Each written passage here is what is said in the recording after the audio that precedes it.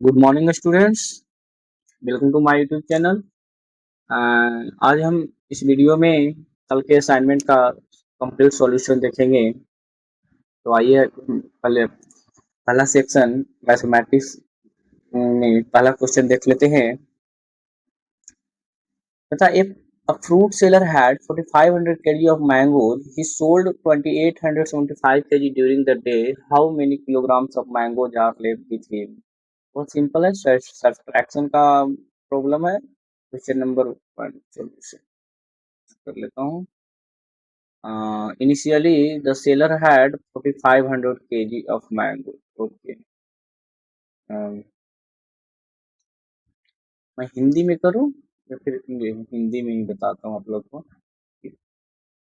प्रारंभ में विक्रेता, फल विक्रेता के लिए विक्रेता के पास पास फूल आम थे। फूल आम थे, ये कितना थे? 4500 kg। And now he sold 2875 kg during the day। Okay, अब उसने बेच दिया, उसने बेचा। कितना बेच दिया? 2875 kg। इसीलिए शेष आम बचा। शेष आम कितना बचा?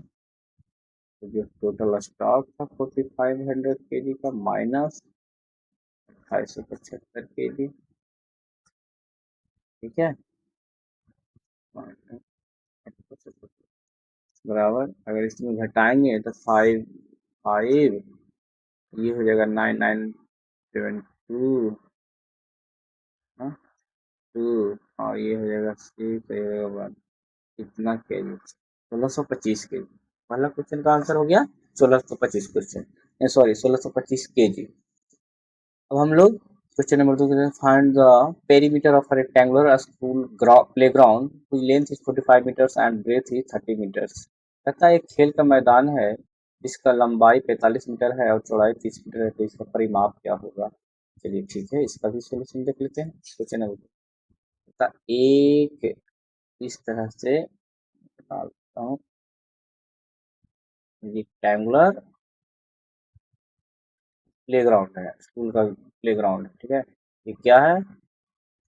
प्ले ग्राउंड, हाँ। इसकी लंबाई है 45 मीटर, चौड़ाई है 30 मीटर, तो बोलता है इस पर लगा, इसीलिए पेरीमीटर। पेरीमीटर को हिंदी में क्या बोलते हैं?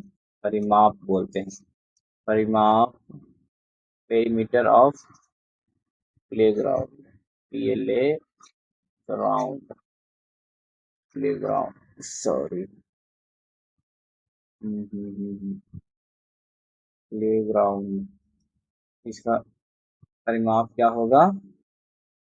एक्चुअली पेन टाइप पे मैं पहली बार कर रहा हूँ तो थोड़ा सा असहजता महसूस हो रही है, धीरे धीरे सब सीख लूंगा। चलिए, पेरीमीटर क्या हो जाएगा? तो पेरीमीटर का फॉर्मूला होता है 2 × लंबाई जोड़, हिंदी में ले लेता हूँ, चलिए, लंबाई जोड़ चौड़ाई।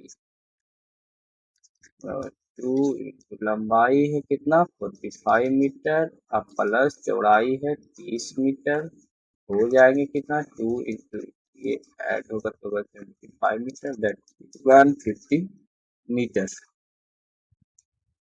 ये हमारा दूसरा क्वेश्चन का आंसर हो गया। चलिए क्वेश्चन नंबर 3 देख लेते हैं, यहीं पे सोल्व कर दूं। क्वेश्चन नंबर 3 को सेपरेट देखूँ, उसका डिस्कशन लॉन्ग हो जाएगा। हाँ, जस्ट मिनट, इसको क्लियर कर लेने दीजिए।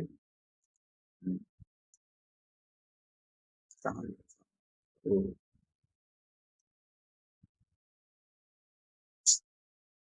ये क्या है? चलिए,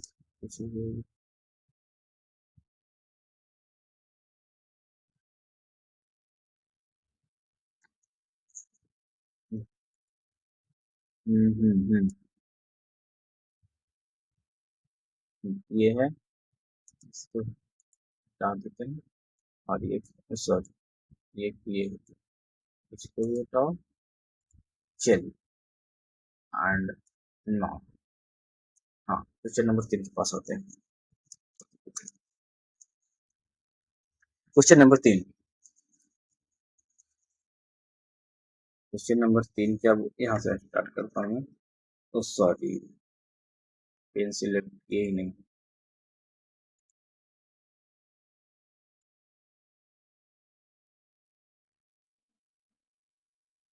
हाँ, question number 3, replace the blank with the correct digit to make the number completely divisible by 3। इस एक, एक इस संख्या दिया हुआ है 4 5, यहाँ पे खाली स्थान छोड़ा हुआ है 2, तथा इस खाली स्थान को इस अंक से रिप्लेस करें कि जो संख्या बन जाएगा, है ना, वो 3 से पूर्णतः विभाजित होना चाहिए, है ना। तो इसके लिए हम पहले एक कंसेप्ट देखेंगे, डिविजिबिलिटी ऑफ 3, है ना, 3 से विभाज्यता के नियम, 3 से, मैं लिख देता हूँ, 3 से विभाज्यता के नियम, विभाज्यता के नियम, के नियम, 3 से विभाज्यता के नियम क्या है बच्चे? 3 से विभाज्यता का नियम है कि संख्या के अंकों का योग 3 से कटना चाहिए, 3 से विभाजित होना चाहिए। यानी कि ये जो संख्या है, इसके अंकों का योग 3 से कटेगा तो हम बोलेंगे कि यह संख्या 3 से विभाजित होने वाली संख्या है ना। ये क्या है? +5, 4 + 5 9, ये तो 3 से कट रहा है, इसलिए ये अब चलता है 2, तो ये हो गया 4 5 9 और 9 2 11, है ना, 11। अभी तक हमको यहाँ यहाँ लिख देता हूँ मैं 11 प्लस, मैं मान लेता हूँ यहाँ पे ये कोई संख्या है जो x है, x मान लेते हैं, x वगैरह है। तो 3 से विभाज्यता का नियम क्या है? इस संख्या के अंकों का योग, अंकों का योग 3 से विभाजित होना चाहिए, विभाजित होना चाहिए, होना चाहिए, 3 से विभाजित होना चाहिए। तो अब देखिए, अगर हम इसको 11 प्लस यहाँ मान लेते 0 रखते हैं, तो इसका वैल्यू हो जाएगा 11, जो कि 3 से विभाजित नहीं होता है, यानी 0 यहाँ नहीं होगा। अगर 11 प्लस 1 रख देते हैं तो ये हो जाएगा 12, जो कि 3 से 4 मरतबे में कट जाएगा, ठीक है। तो ये हो सकता है, एक हम रख सकते हैं, एक रखने पे संख्या के अंकों का योग 12 आ जाता है, जो कि 3 से विभाजित है। तो हाँ, 3 से विभाजित है, तो ये एक हो सकता है ना। क्या और भी अंक हम दूसरे संख्या की, सॉरी, दूसरा अंक भी रख करके इस संख्या को चेक कर सकते हैं? बिल्कुल कर सकते हैं। जैसे कि अगर हम यहाँ पे 11 + 2 रख देते हैं तो ये हो जाएगा 13 जो कि 3 से नहीं कटता है।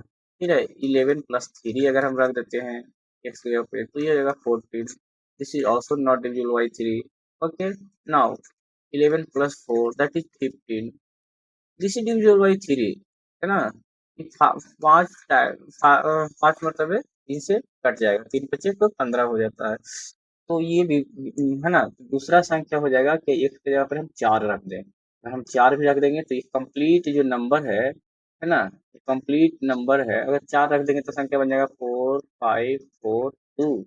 अगर इसका संख्या के अंकों का योग देखेंगे तो ये क्या होगा, 5 और 9, 9 4 13 2 15, 15 कटता है 3 से, तो अगर 15 इस संख्या के अंकों का योग 15 3 से कट रहा है तो हम बोलेंगे कि ये संख्या भी 3 से कटेगा, ठीक है।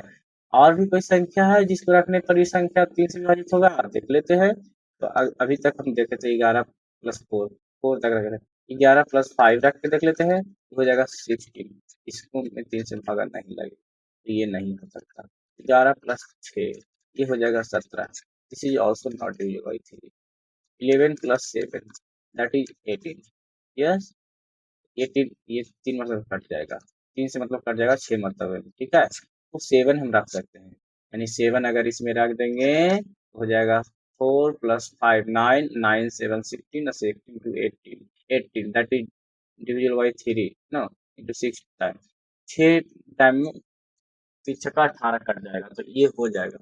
ठीक है, फिर अगर हम 8 रख देंगे तो ये 19 हो जाएगा, जो कि 3 से नहीं कटेगा। 9 रखेंगे तो 20 हो जाएगा, है ना, जो भी 3 से नहीं कटेगा।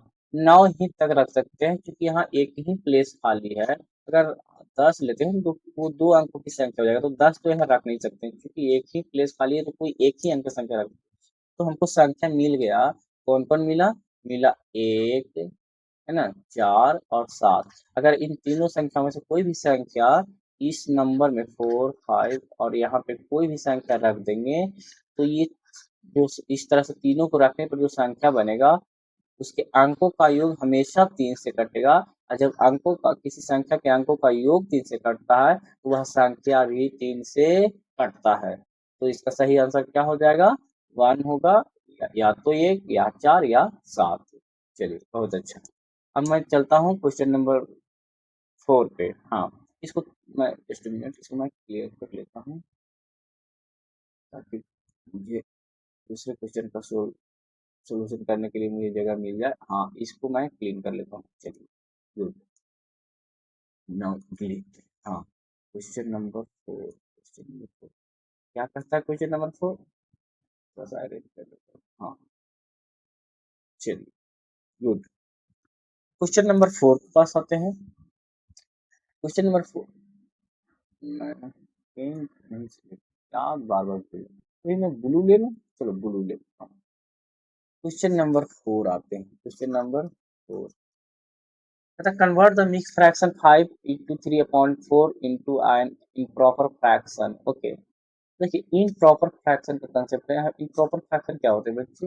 एक होता है फ्रैक्शन, किसको होता है फ्रैक्शन, मतलब जिसमें कि न्यूमरेटर और डिनोमिनेटर हो। न्यूमरेटर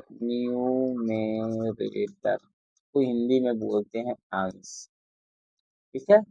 और नीचे जो होती है संख्या उसको बोलते हैं, सॉरी, डिनोमिनेटर, ठीक है, इसको बोलते हैं हर। एक्चुअली मैं पहला बार टाइप की प्रैक्टिस कर रहा हूँ पेन टैप पे, और इसलिए मेरा राइटिंग भी नहीं बैठ रहा है ना। सब कुछ बहुत एकदम रफ रफ लग रहा है। चलिए, कोई बात नहीं, मैं धीरे धीरे अभ्यस्त हो जाऊंगा। सो हाँ, इम्प्रॉपर फ्रैक्शन किसको कहेंगे? नॉर्मली जो फ्रैक्शन होता है उसमें न्यूमरेटर और डिनोमिनेटर रहता है, लेकिन अगर जिस फ्रैक्शन का न्यूमरेटर, है ना, में डिनोमिनेटर से भाग देने पर पूरा पूरा नहीं कटता है, तो उसको हम लोग इम्प्रॉपर फ्रैक्शन बोलते हैं, ठीक है।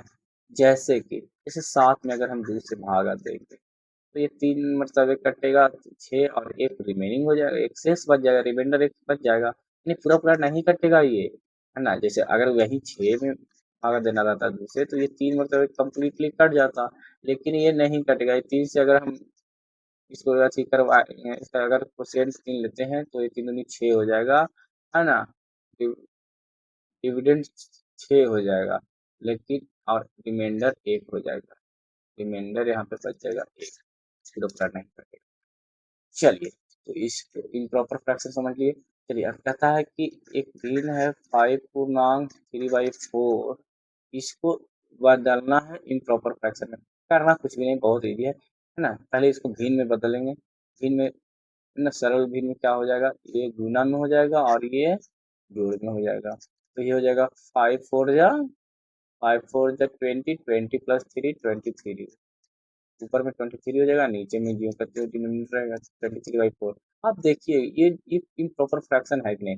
मैं अभी बताए कि इम्प्रॉपर फ्रैक्शन का जो अंश में हर से पूरा पूरा नहीं भाग लगता। अगर 4 से मैं भागा दूं ये ऊपर वाली संख्या में, 4 पचे का 20, 4 पचे का 20, 5 मतलब लगेगा, और बाकी 3 रिमाइंडर हो जाएगा, पूरा पूरा नहीं करता है। तो ये इम्प्रॉपर फ्रैक्शन का उदाहरण है। चलिए, ठीक है, तो इसका हो गया आंसर। क्वेश्चन नंबर 5 देख लेता हूँ, मैं यहीं पे देख लेता हूँ।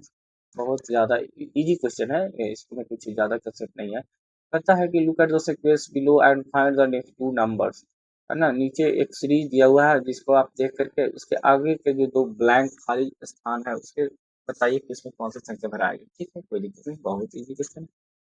हाँ, है 12, 24, 36, 48, बहुत इजी क्वेश्चन, लॉलीपॉप क्वेश्चन बोलते हैं इसको, है ना।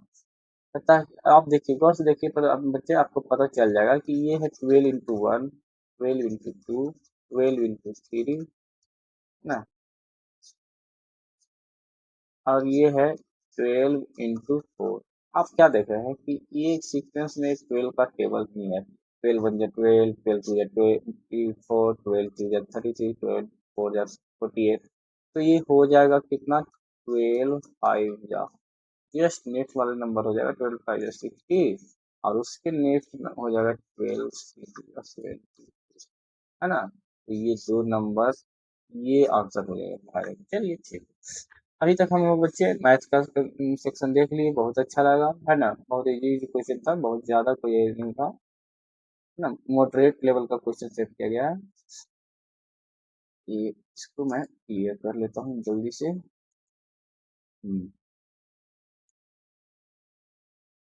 और यस, यस, ओ हाँ, इसको मार लेते हैं delete। चलिए इंग्लिश पे आ जाते हैं। थोड़ा सा मुझे अरेंज कर लेने दीजिए। हाँ, सही है, बिल्कुल सही। इंग्लिश। चलिए, ये पेन नहीं लिए क्या, ब्लू ही पेन लेता हूँ, अच्छा लगता है। हाँ, हम आ गए अब इंग्लिश के सेक्शन पर। इंग्लिश, इंग्लिश के सेक्शन। हाँ, आइडेंटिफाई द स्टैक नाउन, पहला क्वेश्चन कह रहा है identify the stack noun in the following sentence. The honesty of the young boy amaze the village headmaster, है ना।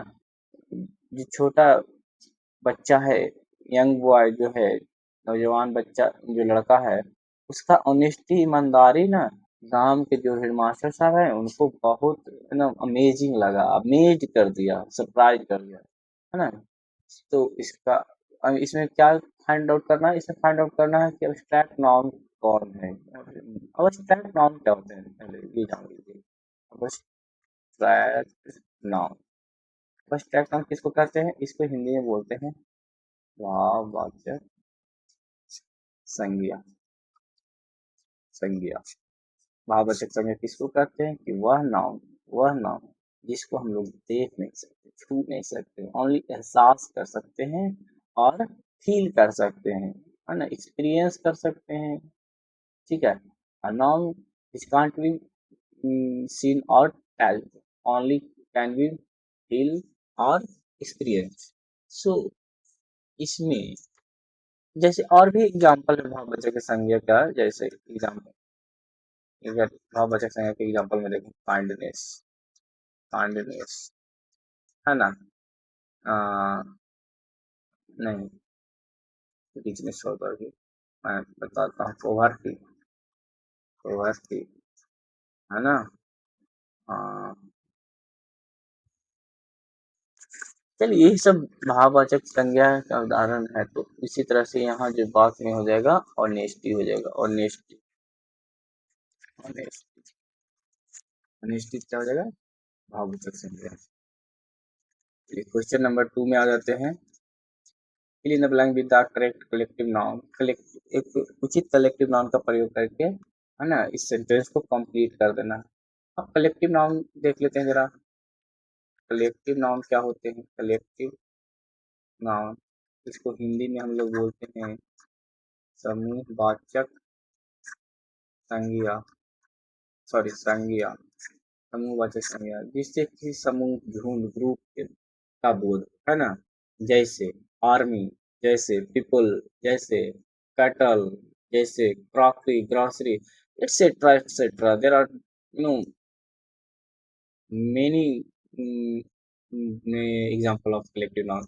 हम यहाँ बात करते हैं अपना जो सेंटेंस है क्वेश्चन है उस पे, तथा a blank of words flu gracefully over the school building. School की बिल्डिंग के ऊपर से, है ना, पक्षियों का समूह, झुंड, है ना, बहुत ग्रेसफुली ना, शांति से, ईमानदारी से, बोले तो चहचहाते हुए शांति से गुजर गया। तो पक्षियों का झुंड, क्या, पक्षियों का झुंड, पक्षियों का झुंड, इसको बोलते हैं अ फ्लॉक ऑफ बर्ड्स, पक्षियों का सब यहाँ पर आ जाएगा, क्या फिल हो जाएगा, फ्लॉक, फ्लॉक। चलिए क्वेश्चन नंबर 3 में चलते हैं। Rewrite the sentence change in the underlined verb into the past continuous tense. The students write their daily assignment quickly, है ना, विद्यार्थीगण अपना असाइनमेंट डेली बहुत जल्दी लिख लेते हैं। चलिए ठीक है, तो इसको हमको पास्ट कंटिन्यूअस टेंस में बदलना है। पास्ट कंटिन्यूअस टेंस में बदलना है, क्या करेंगे देखेंगे। पहले तो देखेंगे सब्जेक्ट पे फोकस करेंगे, ऑलवेज सब्जेक्ट प्लूरल है तो सिंगुलर, अगर सिंगुलर रहेगा तो आ जाएगा ऑक्सिलरी वर्ब आ जाएगा बाद। अगर ये प्लूरल, जैसे यहाँ पे अगर सॉरी सब्जेक्ट सिंगुलर रहे तो ऑक्सिलरी वर्ब आएगा बाद। अगर सब्जेक्ट प्लूरल रहे तो ऑक्सिलरी वर्ब आएगा वेयर, है ना। और मेन वर्ब क्योंकि कंटिन्यूअस टेंस का वाक्य, कंटिन्यूअस सेंटेंस कंटिन्यूअस सेंटेंस का वाक्य है, तो जो मेन वर्ब है ना, उसका रूप हो जाएगा भी फोर रूप, यानी आईएनजी वाला फॉर्म। यानी कि यहाँ पे क्या है, राइट है तो हो जाएगा क्या, राइटिंग, है ना। यानी कंप्लीट सेंटेंस क्या बन जाएगा, द स्टूडेंट, सेंटेंस में बता देता हूँ, द स्टूडेंट्स वेयर हो जाएगा, वेयर राइटिंग, क्या हो जाएगा, writing their daily assignments, daily assignments assignment quickly, QUICKLY, ये हो जाएगा correct sentence. The students were writing their daily assignments quickly. समझ गए यहाँ तक, मैं रीड करता हूँ।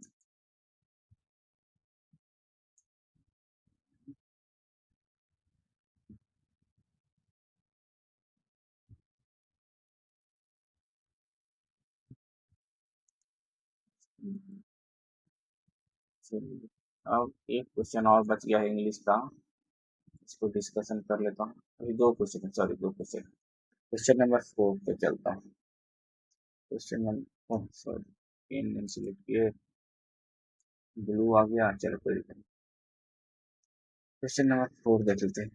कहता है choose the correct pronoun to complete the sentence. उचित प्रोनाउन का इसमें पहचान करना है, तो मतलब लगाना है, प्रयोग करना है। कहता है कि Rohan and Sunil are best friend. अब देखिए सब्जेक्ट हो गया रोहन एंड सोहन, सोहन, है ना, प्लूरल हो गया, है ना, तो इसके साथ प्लूरल वर्ब आएगा। नहीं सॉरी, वर्ब कहाँ, प्रोनाउन की बात कर रहे हैं, यानी एक से अधिक हो गया, तो एक से अधिक हो गया तो इसके लिए प्रोनाउन क्या आएगा, ही आएगा, नहीं दे आएगा, नहीं अस आएगा, सॉरी अस नहीं, दे आएगा, दे आएगा। तो क्या हो जाएगा, Rohan and Sunil are best friend, यहाँ फील हो जाएगा they always study together. Rohan and Sunil एक दोनों अच्छे दोस्त हैं और वे हमेशा साथ में ही एग्जाम की तैयारी करते हैं, पढ़ाई करते हैं। चलिए question number 5, they always study together.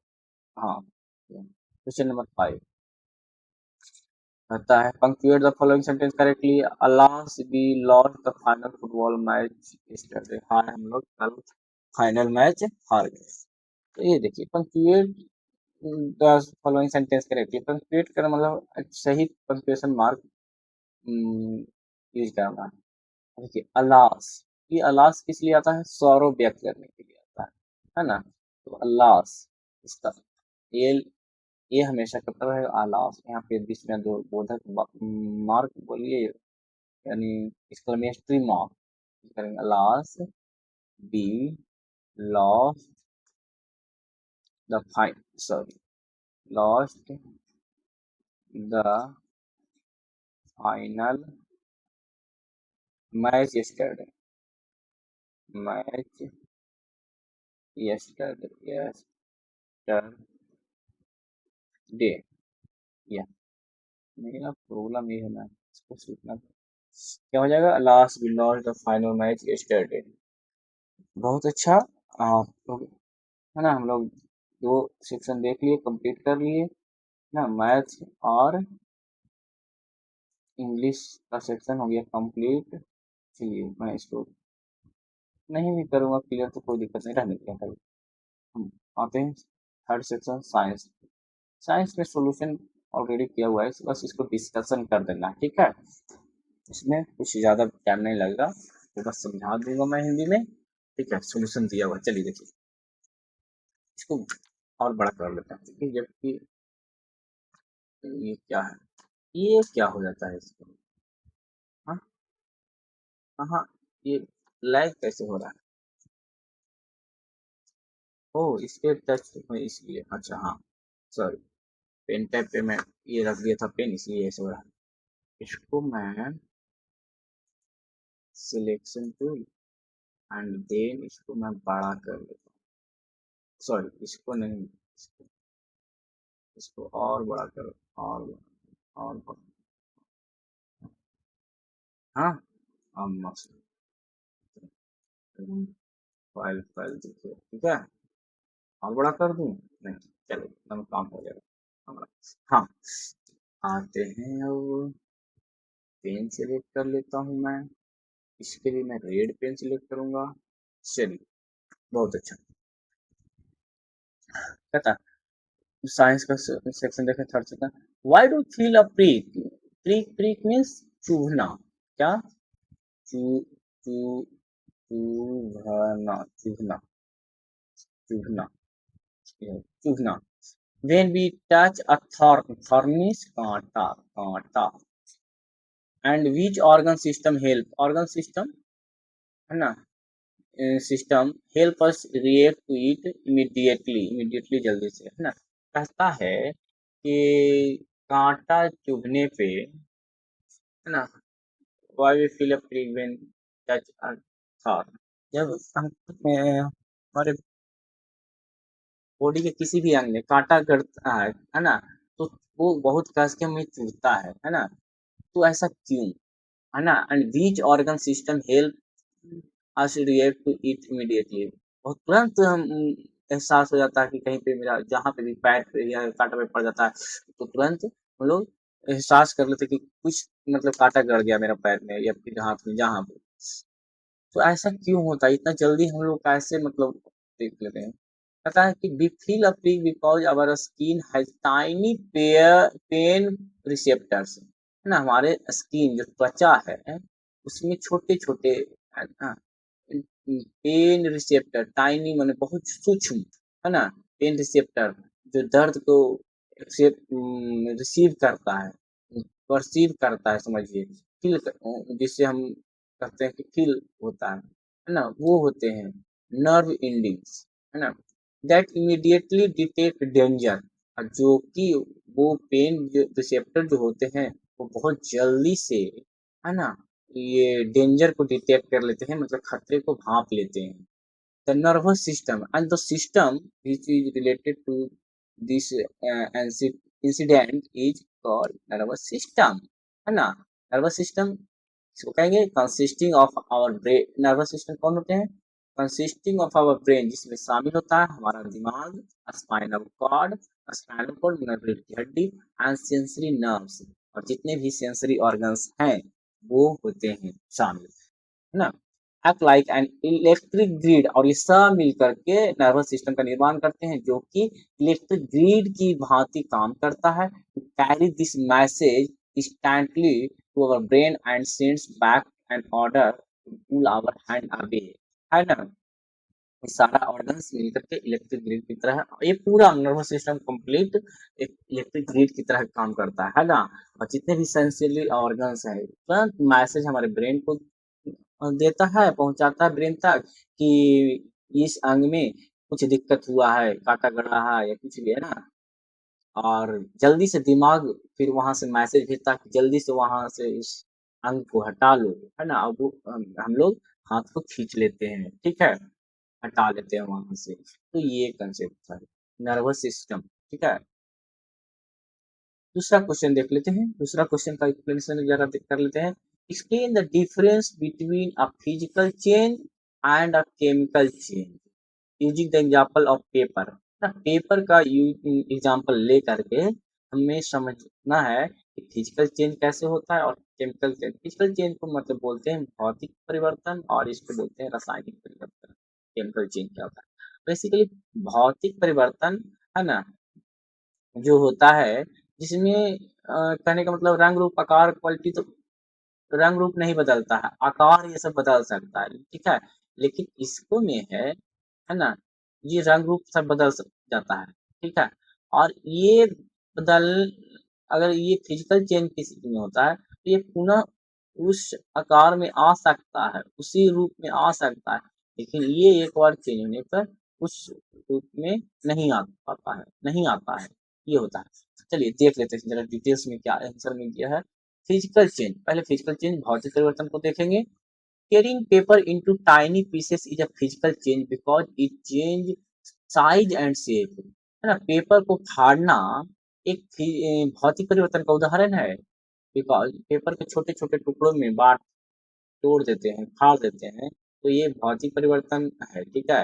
Because क्योंकि it change size and shape, ये उसका पेपर का आकार है ना और साइज है ना बदलता है, ठीक है। लेकिन उसका जो क्वालिटी है ना, उसका जो प्रॉपर्टी है वो सेम ही रहेगा। But no new material is made, है ना, और तोड़ने पे फाड़ने पे कागज को कोई नया मटेरियल नहीं बनता, हमको दो छोटे छोटे कागज के टुकड़े मिलेगा, ठीक है। इट इज स्टील पेपर, और जो कि अभी तक पेपर ही है ना। जो अगर हम किसी कागज को कितना भी पीस में फाड़ दें, छोटे छोटे टुकड़े कर दें, तो ईच पीस ऑफ पेपर, हर उस पेपर का हर टुकड़ा एक पेपर ही है, ठीक है। तो उसमें कोई चेंज नहीं आया, उसका प्रॉपर्टी में कोई चेंज नहीं आया, उसका रूप कहने का मतलब साइज और आकार में, शेप एंड साइज में डिफरेंट मतलब भिन्नता आई है। चलिए अब देखते हैं केमिकल परिवर्तन, रासायनिक परिवर्तन क्या होते हैं।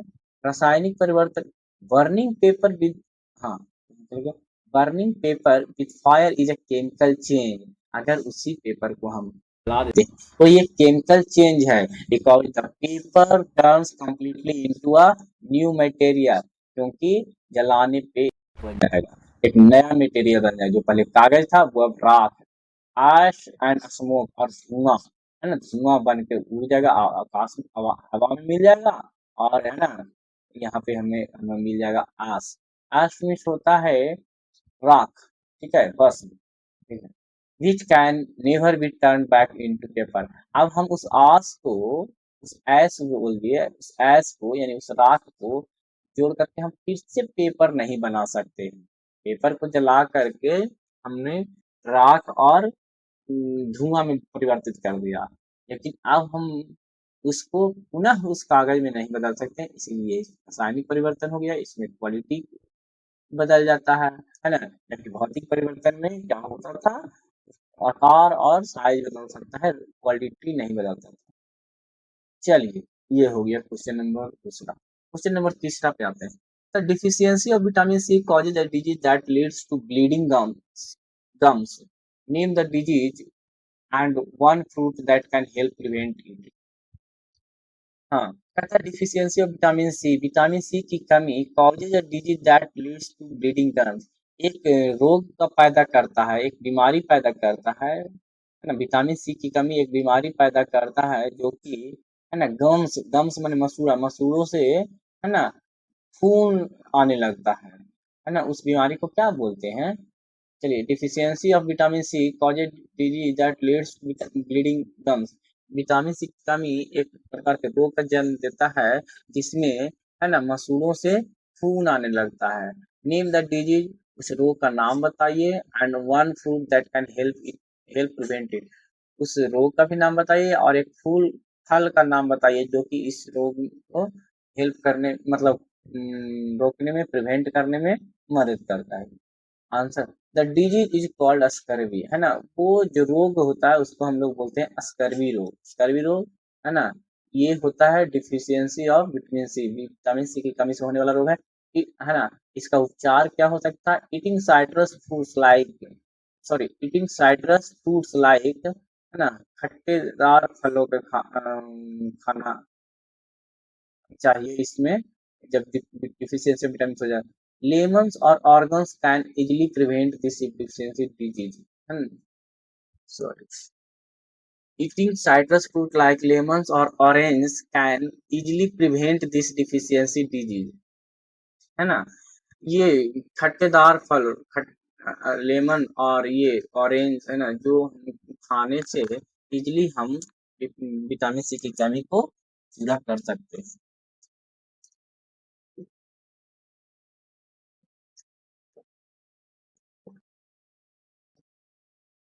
चलिए, question number 4, what is the primary function of stomata present on the under side of a leaf? कहता है कि जो पत्ते के अंदर वाले भाग पे, नीचे वाले भाग पे जो स्टोमाटा होते हैं, स्टोमाटा क्या होता है? ये स्टोमाटा मैं दिखाऊं, स्टोमाटा क्या होता है, पिक्चर दिखाऊं? एक्चुअली पत्तियों के पीछे वाले साइड पे छोटे छोटे रंध्र होते हैं, उसी को स्टोमाटा कहते हैं। तो क्वेश्चन पूछा है, मैं दिखा देता हूँ आप लोगों को स्टोमाटा क्या होता है। जस्ट मिनट, ये मैं आ जाता हूँ, तो गूगल ओपन करना पड़ेगा। वेरी, 1 मिनट लगेंगे बस, जल्दी ओपन हो जाए।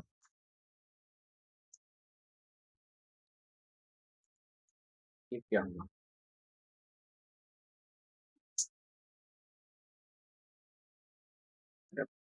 लोड नहीं हुआ कैमरा।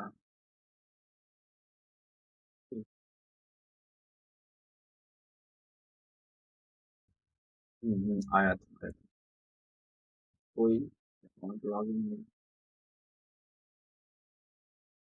स्टोमाटा, स्टोमाटा दिखाना है ना आपको, देखिए मैं सर्च करूँ, स्टोमाटा, ये क्या होगा? हाँ, स्टोमाटा,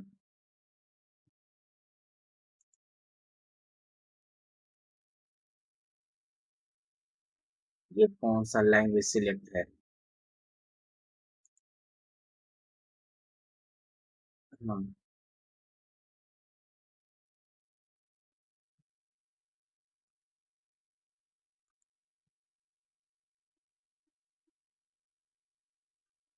ये कौन सा लैंग्वेज है ये सिलेक्ट? चलो छोड़ो, उसमें नहीं देखते हैं हम, वो देखते हैं,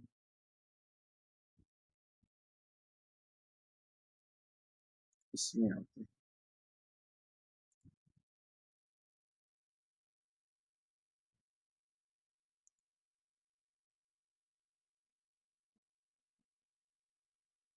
ये देखिए टमाटर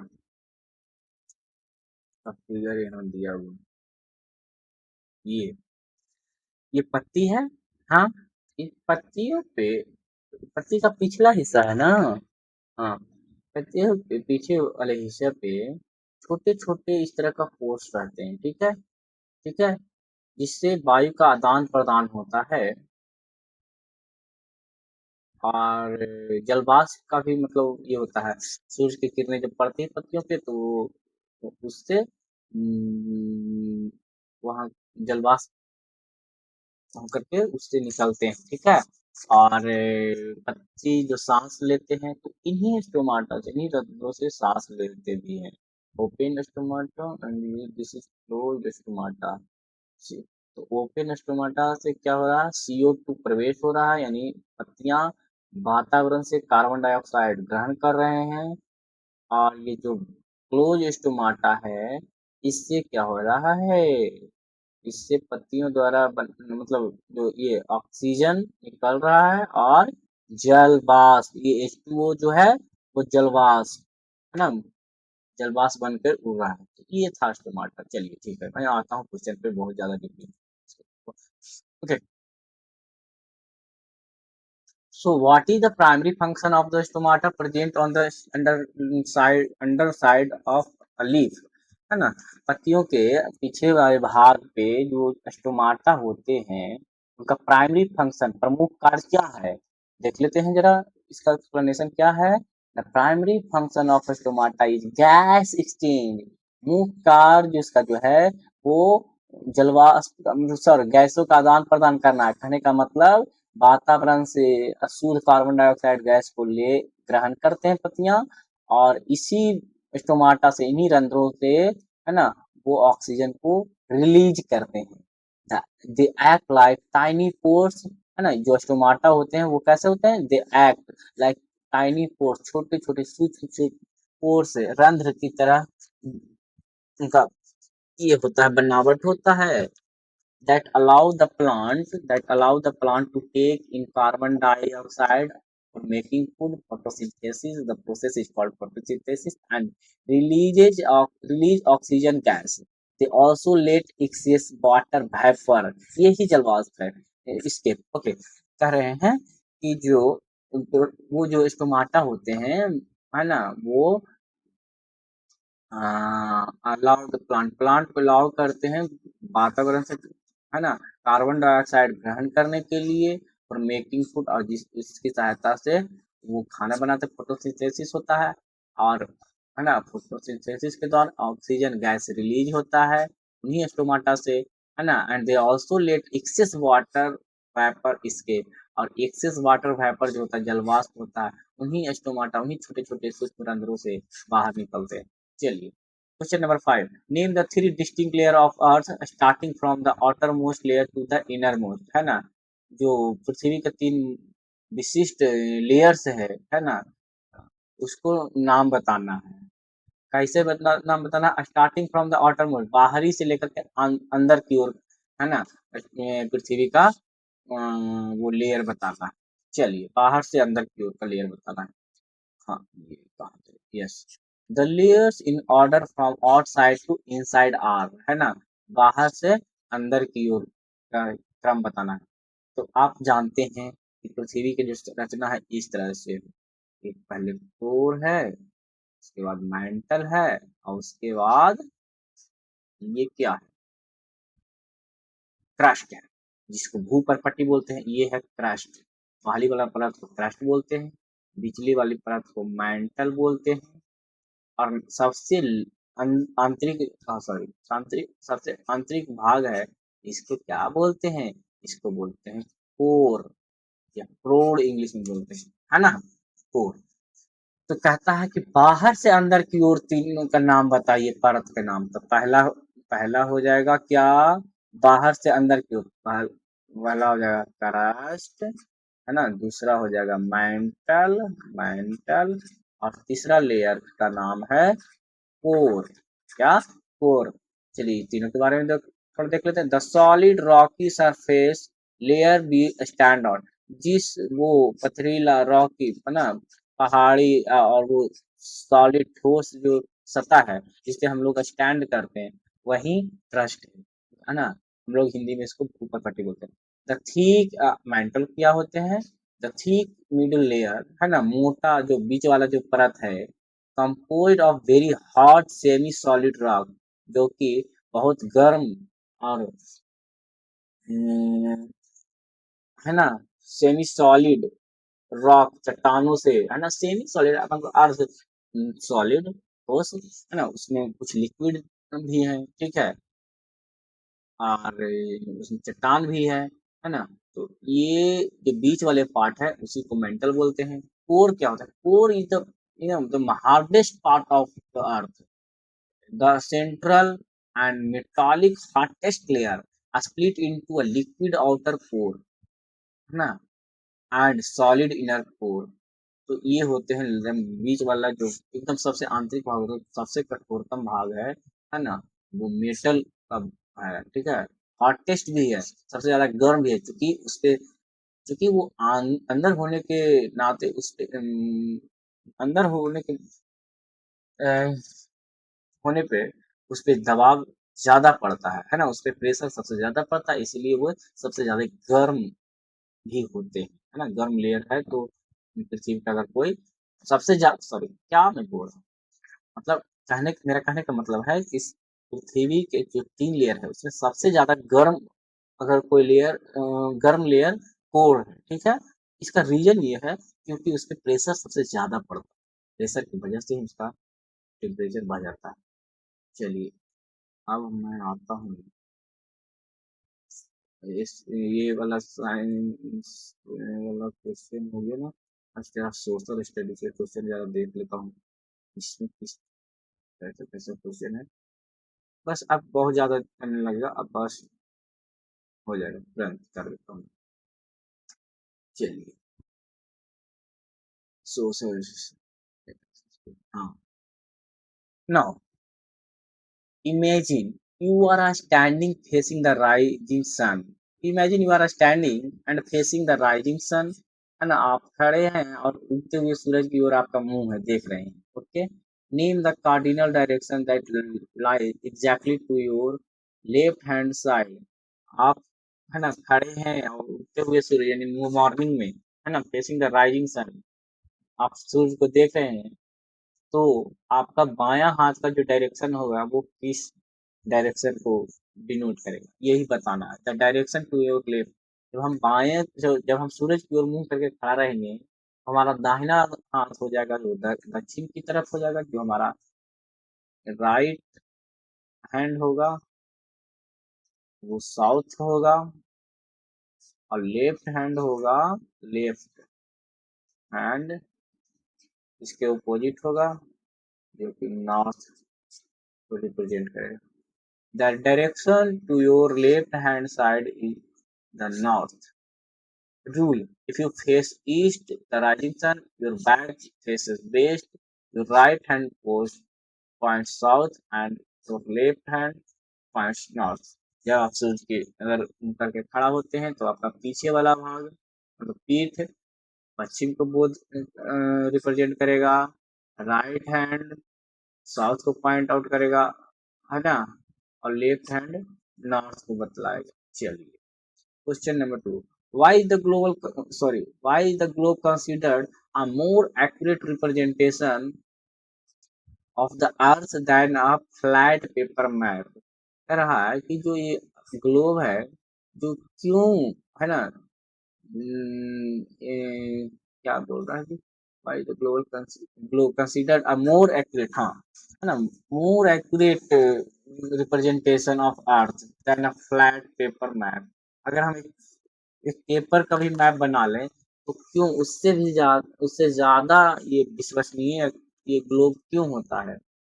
पृथ्वी का मॉडल जो ग्लोब है वो सबसे ज्यादा विश्वसनीय है, उसको हम ग्लोब पेपर के भी बना सकते हैं। तो ऐसा क्या है, क्योंकि क्यों ये विश्वसनीय क्यों है इतना? क्या मैं कर रहा हूँ, बहुत ज्यादा लेट नाइट हो गया है, मैं because the earth is a sphere, because earth is a sphere. Earth earth कैसा है? अर्थ एक तरह का गोला है, हाँ? is a sphere. A three-dimensional spherical globe can show the true shapes, relative size, and location of continents without stretching them out. Flattering a round Earth onto a flat sheet of paper always causes distortion. जो round globe है, जो पृथ्वी का exact shape होता है ना, उस उसको हम लोग इजीली मूव करके, है ना, उसको हर कंट्री को जो सारा मतलब एरिया को, पृथ्वी का एरिया को आराम से हम लोग ये पढ़ सकते हैं, देख सकते हैं।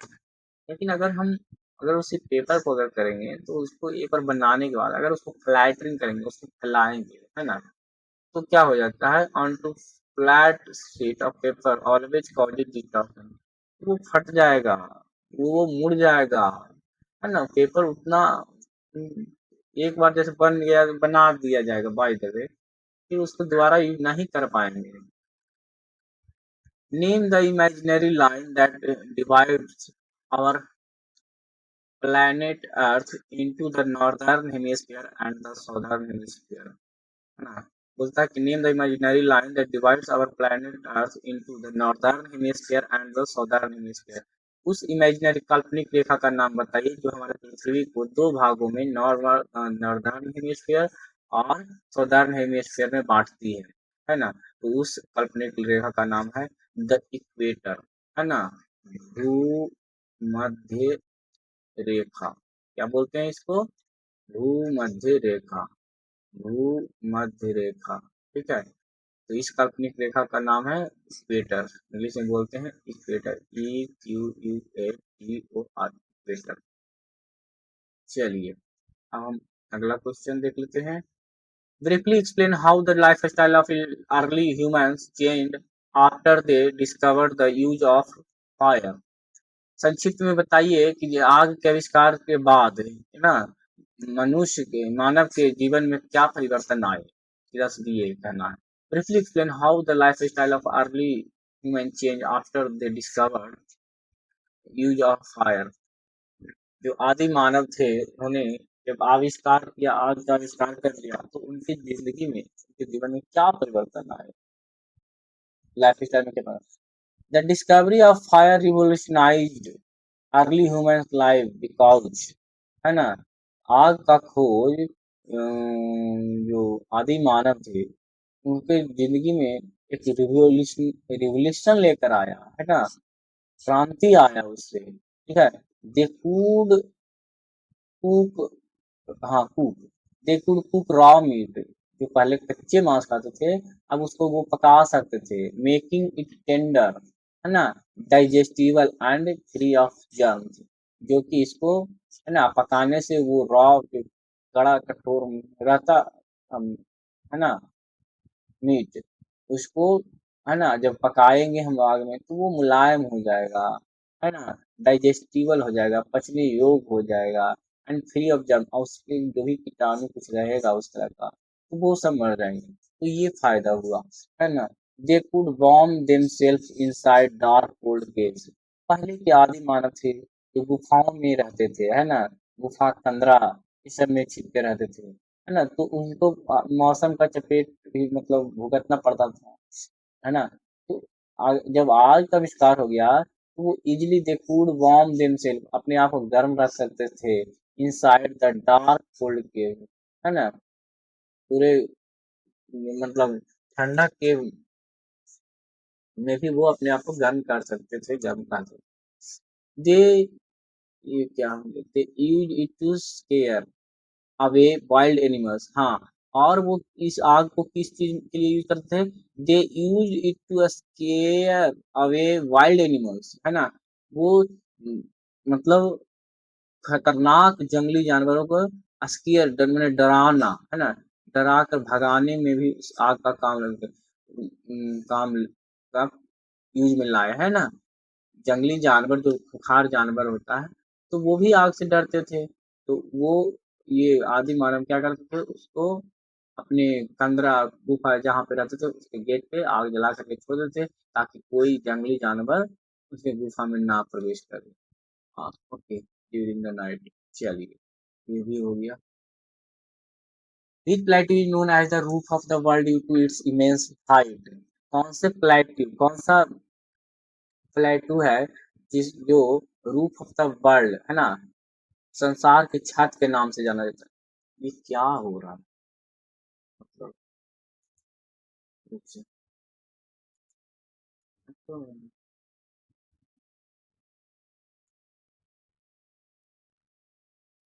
हाँ,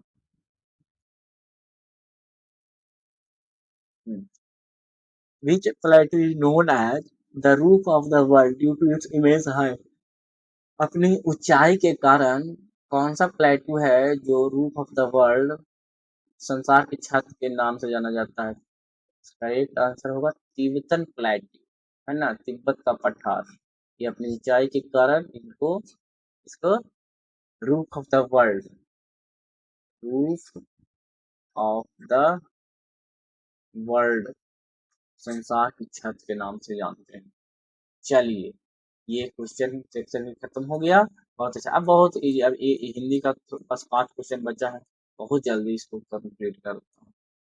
एक्चुअली मेरा पहला दिन है ना, हर कुछ बहुत स्लो होता है, इसलिए एक्चुअली मुझे उतना जानकारी नहीं है, प्रॉब्लम। चलिए, इतना रहने देते हैं। ठीक है। हाँ ठीक है, इसको थोड़ा सा अरेंज कर लेते हैं, इधर इधर इधर, हाँ।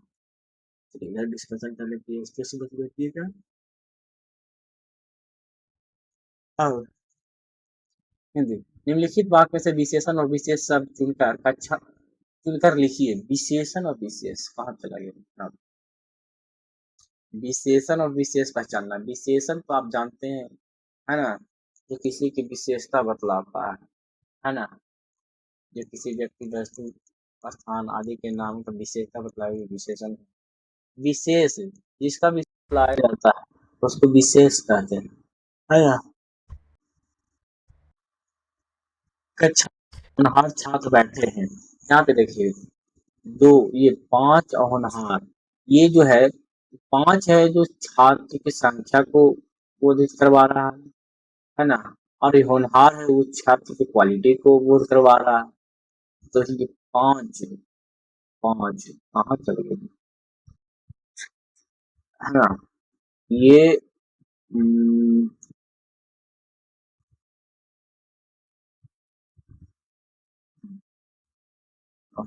सॉरी नींद आ रहा है तो, पांच, पांच ये संख्यावाचक विशेषण है, इसको हम, ये संख्यावाचक विशेषण हो जाएगा, संख्यावाचक विशेषण, विशेषण संख्यावाचक विशेषण है।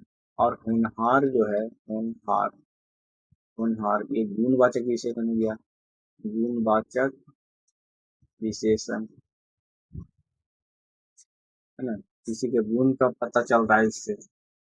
चल, तो विशेषण हो गया पांच, होनहार, है ना। ये छात्र हो गया, किसकी विशेषता बतला रहे हैं, ये दोनों विशेषता बतला रहा है छात्र के, है ना। तो ये छात्र हो गया विशेष, विशेष,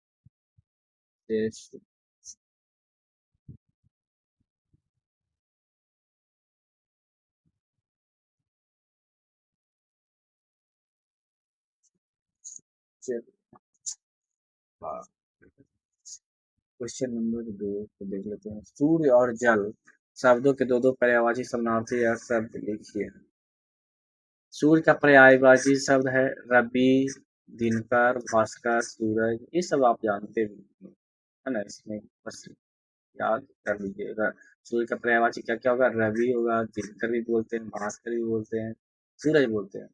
जल का पर्यायवाची पानी, नीर, बारिश, सोए, है ना। बहुत अच्छा, पानी, नीर, बारिश और सोए, जल का पर्यायवाची हो गया। कुछ जल्दी है, नीचे दिए गए मुहावरों का अर्थ लिखकर वाक्य में प्रयोग कीजिए। दांतों तले उंगली दबाना, अर्थ बहुत अधिक हैरान होना या आश्चर्यचकित, चकित नहीं आश्चर्यचकित हो जाना, है ना। दांतों तले उंगली दबाना का मतलब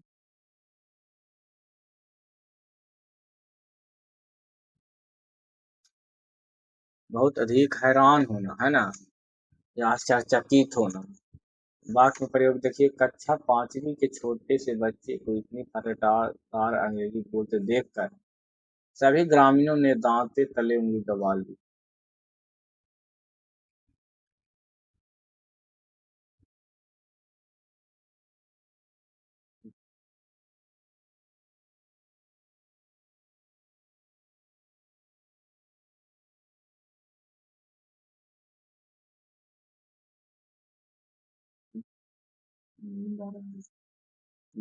दिए गए शब्द विलोम, शब्द का विलोम शब्द लिखना है। दिए गए शब्द का विलोम शब्द है उदय, उदय का क्या हो जाएगा, आस्त, है ना। उदय माने किसी चीज का उगना, है ना, उभरना, है ना, उठना, ठीक है। तो इसका उल्टा क्या हो जाएगा, आस्त, डूबना, है ना, खो जाना, ये सब हो गया इसका उल्टा। चलिए, उत्तीर्ण है, अगला वर्ड है उत्तीर्ण। उत्तीर्ण माने क्या होता है, सफल हो जाना, पास हो जाना। यह क्या हो जाएगा, अनुत्तीर्ण, परीक्षा में असफल हो गया, ठीक है, अनुत्तीर्ण हो जाना, फेल हो जाना। और नहीं, अनेक शब्दों के लिए एक शब्द, इसका अनेक शब्दों के लिए एक शब्द बनाना है, जो कभी न मरे, वो होता है अमर, ये कभी न मिले, अमर।